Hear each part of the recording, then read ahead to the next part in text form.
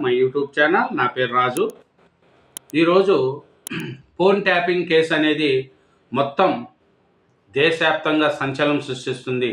తెలంగాణలో phone tapping BRS ప్రభుత్వం అప్పట్లో ఎవరెవరి మీద ఫోన్ ట్యాపింగ్ చేశారు ఏమి అనేది కూడా అన్ని విధాల ఇప్పుడు విచారణలో ప్రభాకర్ రావు గారు అన్ని విషయాలు చెప్తున్నారండి.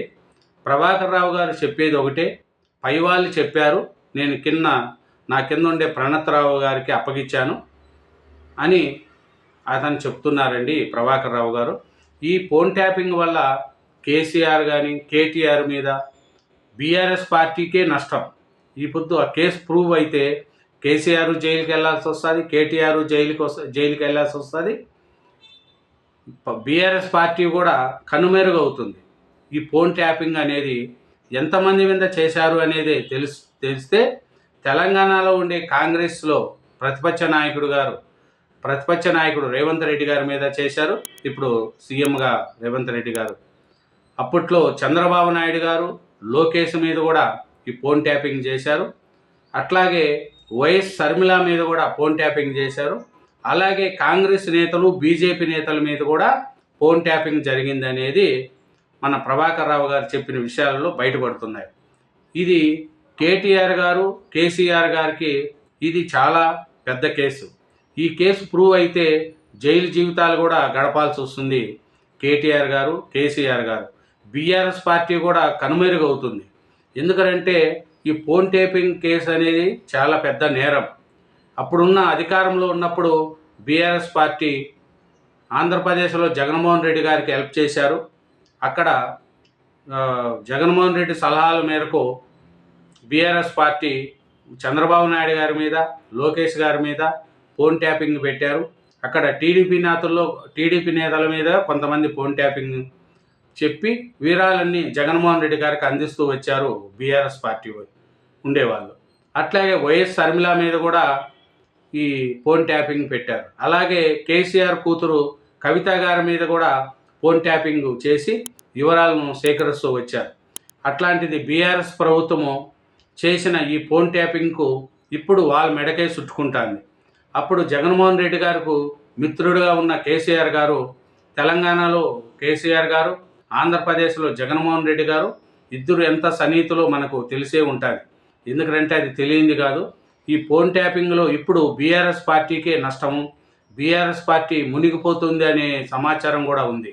ఎందుకంటే కేసీఆర్, కేటీఆర్ కంపల్సరీ ఈ కేసు కానీ నడిస్తే జైలు జీవితం గడుపుతారు వీళ్ళు.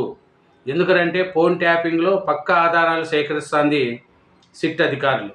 ఎందుకంటే ఎవరితో మాట్లాడినారు, ఏం చేశారు అనేది లిస్టు కూడా ఉంది. ఎంతమందిని ఇప్పుడు చాలామందిని అరెస్ట్ కూడా చేశారు. వాళ్ళ ద్వారా సమాచారం కూడా సేకరించుకున్నారు.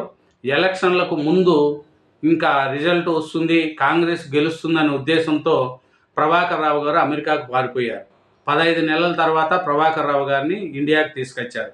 ఆయన సమాచారం చూస్తూ ఉంటే ఒక్కొక్కటి ఆయన చెప్పే విషయాలు వింటే ఎవరెవరి మీద ఏం జరిగింది అనేది కూడా చేశారు.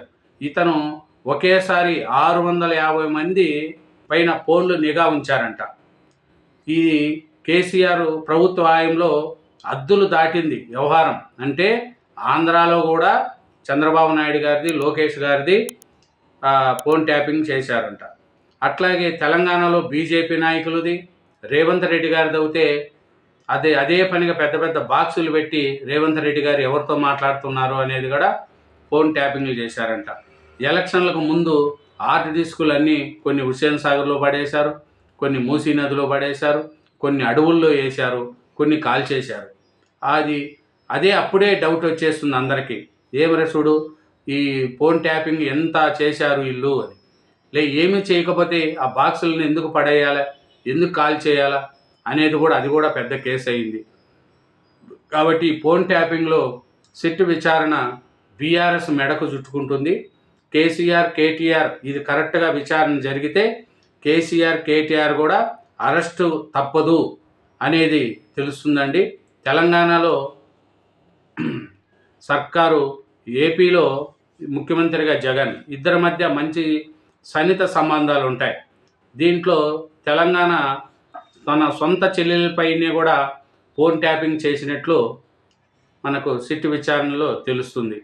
కాబట్టి జగన్మోహన్ రెడ్డి గారు సొంత చెల్లెల మీద ఫోన్ కూడా ట్యాపింగ్ చేయించారు. అట్లే చంద్రబాబు నాయుడు గారు ఫోన్ ట్యాపింగ్ చేయించారు. లోకేష్ గారు ఫోన్ ట్యాపింగ్ చేయించారు. ఇప్పుడు తెలంగాణలో అయితే 650 మంది పోలీసుల మీద ఫోన్ ట్యాపింగ్ చేయించారు. ఎంత అవుతుందంటే చూడండి.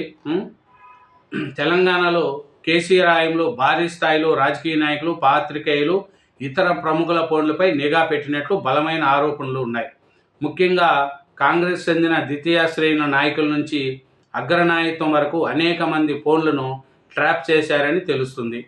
నేటి పిసిసి అధ్యక్షుడు రేవంత్ రెడ్డితో పాటు 650 మందికి పైగా నాయకుల ఫోన్లను ప్రభాకర్ రావు బృందము ట్యాపింగ్ చేయించిందని కాంగ్రెస్ నాయకులు పేర్కొన్నారు. దీనిపై రేవంత్ రెడ్డి ప్రభుత్వం సిట్ను నియమించింది.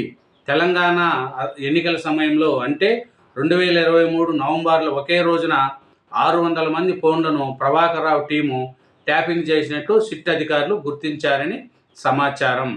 ఫోన్ ట్యాపింగ్పై అప్పటి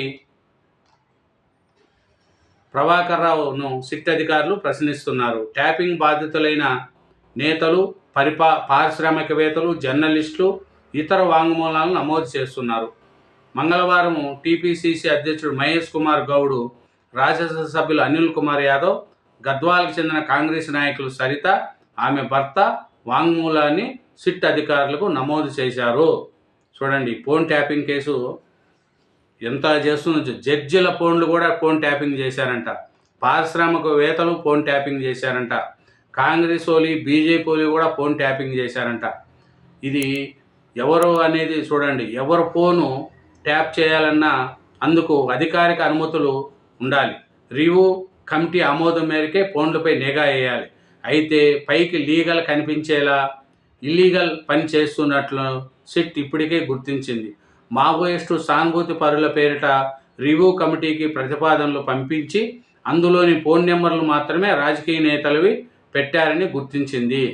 చూడండి, ఇది ఫోన్ ట్యాపింగ్లో మన జడ్జిలు అయ్యి, బీజేపీ వాళ్ళు అయ్యి, కాంగ్రెస్ వాళ్ళు అయ్యి, ఏపీలో అయితే చంద్రబాబు నాయుడు గారి, లోకేష్ గారి, శర్మిల గారి, అన్నీ కేసీఆర్ మన జగన్మోహన్ రెడ్డి గారికి అత్యంత సన్నిహితుడు. జగన్మోహన్ రెడ్డి గారు ఎవరెవరు ఫోన్లను ట్యాప్ చేయాలో అని చెప్తే దాని కేసీఆర్ ప్రభుత్వము అప్పట్లో సహకరించి మన రేవంత్ రెడ్డి గారితో పాటు జడ్జిలు, పారిశ్రామికవేత్తలు, బీజేపీల ఫోన్ ట్యాపింగ్లు చేశారు. దీనికి పర్యవసానం ఫోన్ ట్యాపింగ్ కేసు కరెక్ట్గా జరిగితే ఇది కేసీఆర్కు, మన కేటీఆర్ గారికి జైలు జీవితం తప్పదు. బీఆర్ఎస్ పార్టీ కూడా కనుమరుగయ్యే సూచనలు కనిపిస్తాయి. ఈ ఫోన్ ట్యాపింగు అత్యంత కేసు ఇది. ఈ కేసును కరెక్ట్గా వాదిస్తే, కరెక్ట్గా సిట్టు విచారణ తేలిస్తే ఎప్పటికైనా కేసీఆర్ గారిని, హరీష్ రావు గారు, కేటీఆర్ గారు కానీ జైలు జీవితం గడపక తప్పదు. ఒకవేళ మధ్యలో బీజేపీ సపోర్ట్ చేస్తే ఈ కేసు నీరు గారిస్తే చెప్పలేం. కానీ బీజేపీ కరెక్ట్గా వీళ్ళకు కేసీఆర్ గారిని సపోర్ట్ చేయకపోతే సిట్టు కరెక్ట్గా విచారణ చేస్తే కేసీఆర్ గారికి జైలు జీవితం తప్పకుండా జరుగుతుంది. Thank you very much. నా ఛానల్ను సబ్స్క్రైబ్ చేయండి, నా వీడియోను లైక్ చేయండి. Thank you.